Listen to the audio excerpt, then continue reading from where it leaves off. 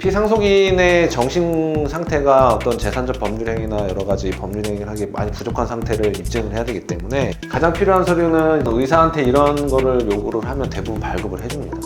신체 감정 없이 성년 후견 심판에서 결정을 받기 위해서 이걸 내는 거예요. 그 다음에 재산 목록 같은 걸 정리를 해야 돼요. 대부분 아까 제가 서두에 말씀드렸죠. 성년 후견 사건에서 그 이면에는 사실 상속재산 분쟁이라고 재산 목록을 정리해야 되는데, 이것도 이제 변호사 도움을 좀 받으셔야 되는 게, 재산 종류가 여러 가지가 있어요. 적재산, 소극재산 있는데 이걸 정리를 좀 하셔야 되는 게, 이면에 상속재산 분쟁이 있기 때문에 뭐 부동산, 채권, 주식 있고, 이것도 뭐 단순 그냥 금융채무, 금융채무도 여러 가지가 있고, 금융채무제 뭐 개인 채무도 있을 수 있고, 은행 채무도 있을 수 있고, 여러 가지가 있잖아요. 이런 거를 정리를 잘 하시려면 사실 이것도 변호사의 도움을 받으셔야 돼요. 이런 걸 이제 딱 정해가지고 이제 심판 청구서를 제출을 하면, 예를 들어서 처음에 아까 제가 동의서 말씀드렸잖아요. 그러니까 동의를 하시는 분들은 상관이 없는데 동의가 안 되시는 상속인들이 있을 수 있습니다. 그 동의가 안 되는 상속인들한테 이 심판 청구서하고 관련된 통지를 다 보내요. 이거에 대한 의견을 밝혀라. 근데 아까 제가 두 번째 케이스 아까 말씀드렸죠. 계모하고 분쟁이 있는 경우. 그런 경우에 당연히 동의를 안 하겠죠. 그러면 실제 재판에서는 누구를 성년 후견인으로 지정할 건지에 대한 분쟁이 생겨요. 근데 법원에서는 이게 어려운 부분인데, 첫 번째, 두 번째 케이스에서 이제 계모가 재산을 처분을 하려고 한다. 근데 이제 이 성년 후견 재판을 하는 도중에 이걸 처분할 수 있잖아요. 그래서 그런 케이스에서 이제 문제가 되는 건, 첫 번째, 사전 처분이라는 게 있습니다.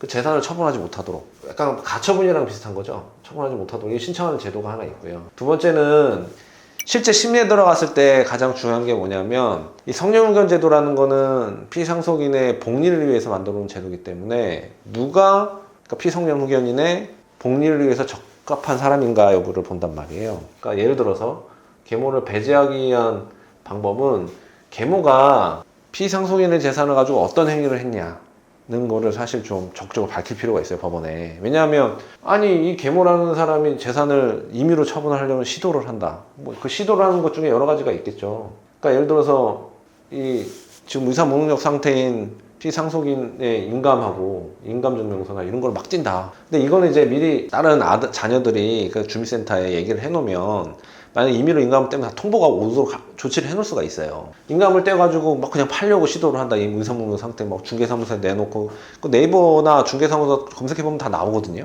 그런 시도를 한다. 그럼 그런 자료를 모두 수집을 하셔야겠죠. 그 다음에 통장에 있는 돈을 막 임의로 빼가지고 피상속인의 치료와 상관없는 데서 막 쓴다. 자기의 친자식한테 막 돈을 주고 임의로 소비한다. 이런 거를 재판부에 증거자료를 제출을 해서 인식을 심어주면, 계모 말고 그 자녀들이 예를 들어서 성년후견으로 지정이 될 수 있습니다. 예전에 실제로 그렇게 해가지고 성년후견으로 자녀들이 지정이 된 케이스가 있었어요. 그래서 이런 부분은 사실 당사자들이 직접 하기는 어려운 부분이죠. 왜냐하면 이 부분은 이럴 경우에 반드시 변호사의 도움을 받으셔야 돼요. 그렇게 해가지고 이제 만약에 성년 후견인으로 지정이 됐다. 뭐 이런 식으로 이제 결정문이 나옵니다. 성년 후견 개시 심판 해가지고 주문, 사건 본인에 대해 성년 후견을 개시한다. 성년 후견 청구인을 선임한다. 법률행위는 성년 후견이 취소할 수 있다. 취소할 수 없는 사건 본의 법률행위 범인을 별칙 이제와 같다. 사건 본이 법정 대리인이 된다. 법정 대리권의 범인을 별칙 이제와 같다. 신상에 관해 결정할 수 있는 권한 범인을 별칙 이제와 같다. 그래가지고 이렇게 구체적으로 성년 후견인이 피상속인을 대신해서 할 수 있는 여러 가지 법률행위에 관해서 범위를 정해줍니다. 이제 가장 핵심적인 거는, 일단은 가장 궁금하신 게, 법원마다 약간 차이는 있는데 그 피상속인의 통장에서 돈을 그냥 아무런 그거 없이 뺄 수 있는 범위는 보통 300만 원이 많은 것 같아요. 근데 이제 그 이상 초과해가지고 인출을 하려고 하면 법원의 허가를 받아야 되는 거죠. 근데 두 번째, 그리고 공통적인 거는 대부분 피상속인의 부동산 처분행위. 이 처분행위는 이제 어떤 걸 얘기하냐면, 말 그대로 피상속인 소유의 부동산을 매매를 하거나 그걸 담보로 거액의 돈을 빌리거나 하는 것들이에요. 그런 건 법원의 허가를 받아야 되고, 이건 별도로 성년 후견 심판 결정 외에 별도로 법원의 허가, 처분에 대한 허가 신청을 해서 허가를 받아서 처분행위를 해야지 유효한 처분행위가 됩니다. 만약 허가를 안 받고 팔면 무효예요. 무효가 돼서 다른 법률적 분쟁이 생길 수 있습니다. 그리고 형사적으로도 문제가 될 수 있겠죠. 그리고 성년 후견인이 또 하셔야 되는 것 중에 하나가 재산 목록을 원스톱 서비스, 그 주민센터 가면 하는 게 있어요. 그걸 작성을 해가지고 재산 목록을 제출을 해야 되고, 매년 성년 후견 사무 보고서를 제출을 해야 됩니다. 이것도 교육도 받으셔야 돼요. 법원에서 교육 일정이 있거든요. 받아서 그에 따라 가지고 사무 보고서를 제출을 해야 되고, 그래서 성년 후견 개시 심판이에요. 이걸로 끝이 아니라 개시 심판 결정을 받으면 그 위에 또 재산 처분 행위를 하려면 허가를 받아야 된다는 점을 유념하셔야 됩니다. 그리고 제가 지금 전반적인 사항을 좀 설명을 드렸는데, 사실 이거를 설명을 드리면 설명드릴 건 더 많은데 제가 좀 핵심적인 사항만 좀 설명을 드린 거예요. 특히 가장 첨예하게 문제가 되는 게 두 번째 케이스, 아까 제가 설명드린 것들, 계모나 아니면 다른 상속인하고 상속재산, 실제로 상속재산 분쟁이 있는 경우죠. 돌아가시기 전에 속된 말로 빼돌려서 팔아서 혼자 다 먹겠다는 거거든요. 물론 나중에 이게 유류분 분쟁으로 해결할 수는 있지만, 유류분 같은 경우 법정 상속분의 2분의 1 또는 3분의 1 범위 내에서가 되기 때문에, 일단 속된 말로 먼저 선빵 날려가지고 팔아가지고 꿀꺽하면 더 많이 가져갈 수 있는 구조이기 때문에, 이거를 아까 두 번째 케이스처럼 막 계모가 팔려고 한다고 하면 성년후견 심판 청구를 해서 이걸 적극적으로 막을 필요가 있다. 사전처분제도도 활용을 하고. 근데 이거를 조속하게 하려면 재빠르게 서류를 준비해가지고 재빠르게 청구를 해야 되는데, 당사자가 그렇게 하기 쉽지는 않거든요. 그래서 이런 부분에 있으면, 이런 사안이 있다고 하시면 법률 전문가의 도움을 받으셔가지고 자기 아버님이나 어머님의 어떤, 그렇잖아요? 계모가 만약에 그래서 다 팔아버리고 돈만 챙겨서 날라버리면 어떻게 해요? 피상속인은 무슨 돈으로 그 치료를 하고 나무랄 할 수도 있거든요. 진짜 그런 케이스가 많습니다. 어떡하겠습니까?